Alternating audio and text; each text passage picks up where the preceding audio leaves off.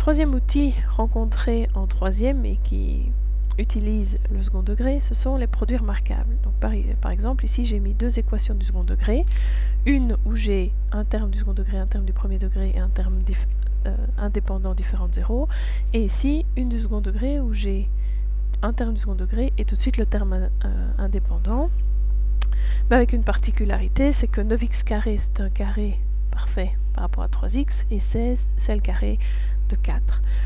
Et donc la première chose pour cette première équation, ce serait de faire plus 1 dans les deux membres de l'équation, donc 4x carré moins 4x plus 1 serait égal à 0, et 4x carré moins 4x plus 1, ce n'est rien d'autre que le produit remarquable suivant, 2x moins 1 au carré.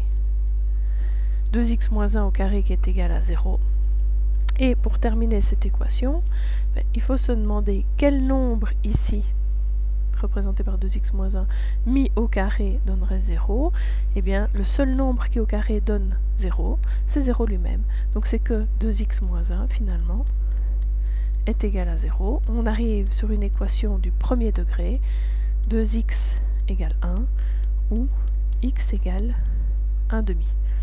Alors, x égale 1 demi, c'est ce qu'on va appeler une racine double, parce qu'en effet,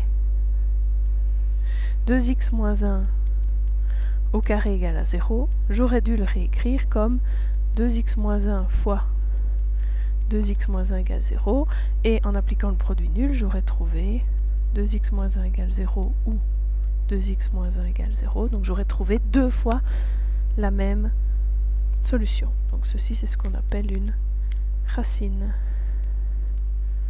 double. Pas de condition d'existence, donc l'ensemble des solutions, c'est bien 1 demi.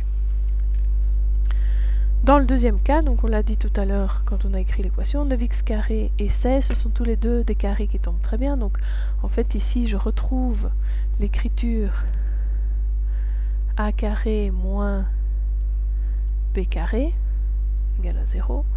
Mais le a et le b valent respectivement 3x et 4.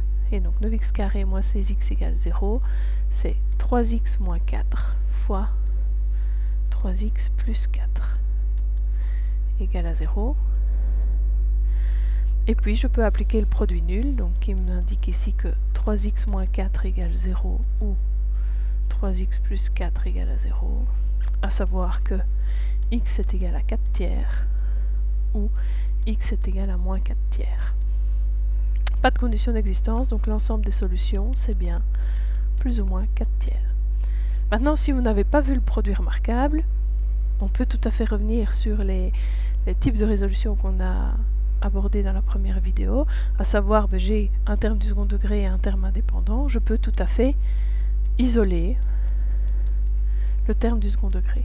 Donc 9x carré est égal à 16, je divise par 9, x carré est égal à 16 neuvièmes, et puis j'applique la racine carrée en pensant bien alors à mes deux solutions, dans ce cas-ci, plus ou moins racine de 16 neuvièmes, et plus ou moins racine de 16 neuvièmes, ça fait plus ou moins 4 tiers. On retombe bien exactement sur les mêmes solutions qu'au-dessus.